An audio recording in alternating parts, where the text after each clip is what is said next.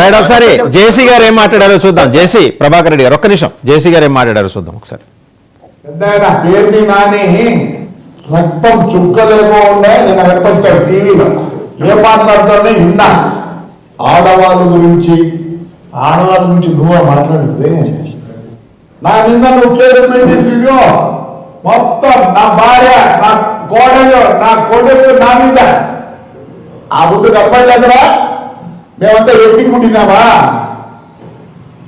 దర్పేసినాల యాడికి మాటలు, యాడికి మాటలు కనపడా ముందు ఆడవాళ్ళకి ఇద్దరు ఏమి సంబంధం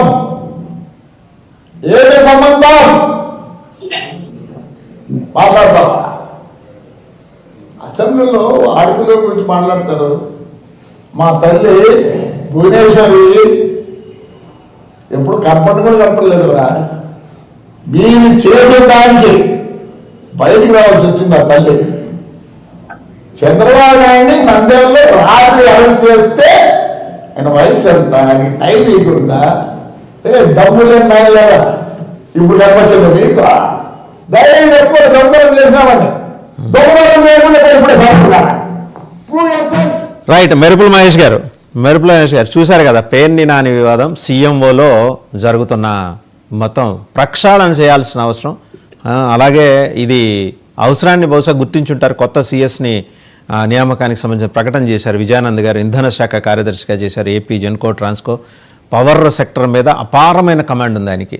కరతల అమలకం అంటారు కదా, వేళ్ల మీద కూర్చొని చెప్పగలరు. 2 తెలుగు రాష్ట్రాల్లో జరుగుతున్న డెవలప్మెంట్స్ ఏంటి, మన పవర్ రిక్వైర్మెంట్స్ ఏంటి, మన దగ్గర ఎంత ఉంది, సర్ప్లస్ ఉండడానికి ఉండే అవకాశాలు ఇన్ని చెప్పగలరు. సరే, ఆయన తీసుకొచ్చిన తర్వాత ఏమన్నా సీఎంఓ బాగుపడే అవకాశాలు ఏమైనా ఉన్నాయండి మెరుపుల మహేష్ గారు? ముందుగా నాకు అవకాశం ఇచ్చిన యజమానికి అలాగే మీకు ఆడటువంటి పార్టీ నాయకులందరూ కూడా శుభోదయం తెలియజేసుకుంటూ, సార్ పేర్ని నాని గారు నిన్న మన ఆ ప్రెస్ మీట్ ఏదైతే మనం చూసామో, ఇప్పుడు చిన్న విషయం సార్, పేర్ని నాని గారు గోడౌన్లో బియ్యం మాయమైంది అనేది నిజమా కాదా, దాని మీద వాళ్ళు తిరిగి డీడీ కట్టి ఆ యొక్క తప్పుని వాళ్ళు ఎక్కడన్నా కప్పిపుచ్చుకోవాలని చేసిన ప్రయత్నం నిజమా కాదా, వాళ్ళ వైపుని ఎక్కడ ఇబ్బంది పడతారని చెప్పి కొద్ది రోజులుగా వాళ్ళు కనబడకుండా పోవడం, పబ్లిక్ డొమైన్ లో కనబడకుండా పోవడం నిజమా కాదా?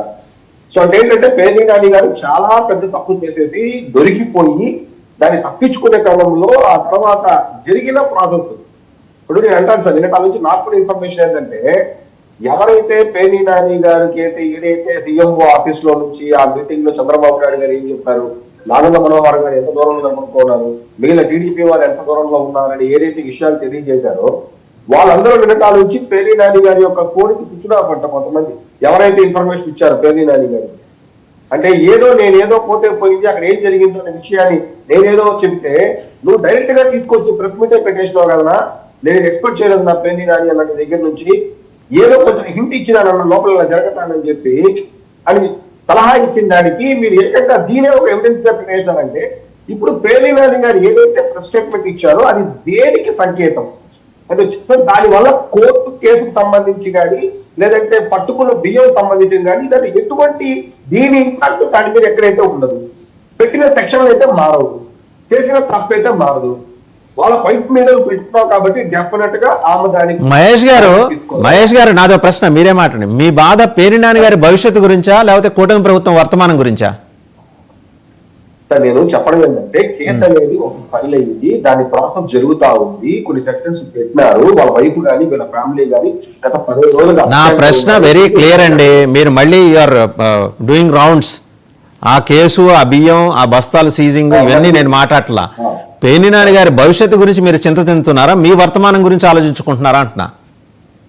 కూటమి ప్రభుత్వం, నేను పార్టీ అంట్లా, కూటమి ప్రభుత్వం సీఎంఓ నుంచి ఇన్ఫర్మేషన్ లీక్ అయిందంటే అది చాలా పెద్ద వ్యవహారం అండి. మీరు చాలా తేలిగ్గా తీసేస్తున్నారు.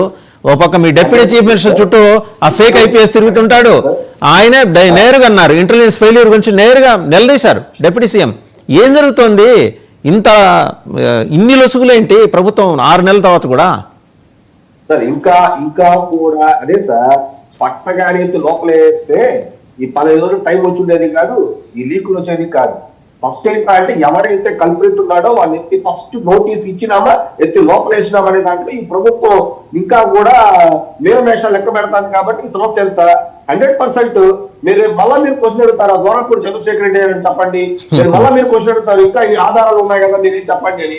మీరు మేము అధికారులు ఇంకా వైసీపీ వాళ్ళు ఉన్నారు, లోప వైసీపీ వాళ్ళు ఉన్నారని చెప్పి మేము ఇట్లా వేలించుకుంటా ఉంటే ఇది పద్ధతి కాస్త ఎవిడెన్స్ దొరికిందా నోటీస్ ఇచ్చినామా ఎత్తి లోపల వేసినామా, సోషల్ మీడియాలో ఎక్స్ట్రాల్ చేసినాడా నోటీస్ ఇచ్చినామా ఎత్తి లోపల వేసినామా అనే పనులు చేయలేక ఊరికే చెప్తా అంటే మీరే అడుగుతారు మమ్మల్ని, ప్రతి డిబేట్ లో అడుగుతా ఉంటారు. ఆ ద్వారం కూడా చంద్రశేఖర్ వచ్చి కట్ల ఇన్ఫర్మేషన్ ఉంది కదండి, దాన్ని ఏం చేశారని చెప్పండి, మీకు ఇంకా ఏం కావాలా అనేసి. కాబట్టి ఖచ్చితంగా వీళ్ళకి టైం ఇచ్చే తప్పు, ఈ పేరు నానికి టైం ఇవ్వడం వల్లే ఈయన ఇచ్చే ప్రెస్ మీట్ అదేదో ఒక మహానాడు ఒక పేపర్ లో ఇచ్చిన ఇన్ఫర్మేషన్ ఖచ్చితంగా మీకు చెప్పిన దాని మీద ఈ రోజు అతి త్వరలో కాదు ఈ రోజు పిఎంఓ ఆఫీసు నిజానికి ఆ చర్చ జరిగిందా లేదని చెప్పాల్సి అవసరం లేదు. ఈ లీకు జరిగిందా లేదా, పేరు నాని చెప్పిన దాని విషయాలకు నిజం ఎంత స్టాండర్డ్ ఉందనేది కూడా ఖచ్చితంగా ప్రూవ్ చేయాలా.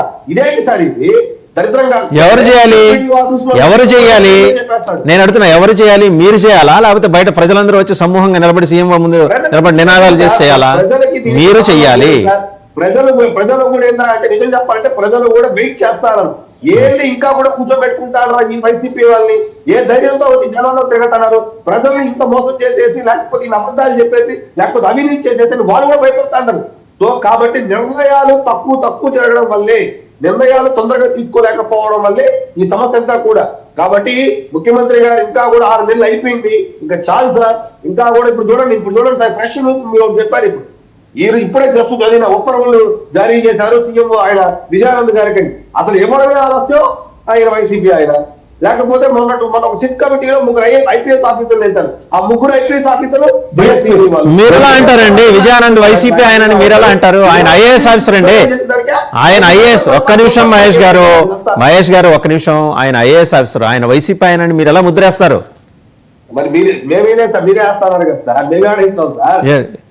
నేనేం చెప్పాను, ఇంధన శాఖలో అపారమైన కమాండ్ ఉన్న ఆఫీసర్ అని చెప్పాను నేను.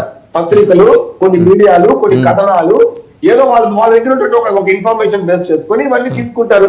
ఇంక ఎక్కడితో పని చేయించాలో ఎవరితో పని చేయించాలో మాకు అర్థం కావట్లేదు. రాజకీయ నాయకులు ఎందుకు అంటే ఇది చేతకాంతరం అవుతుంది సార్.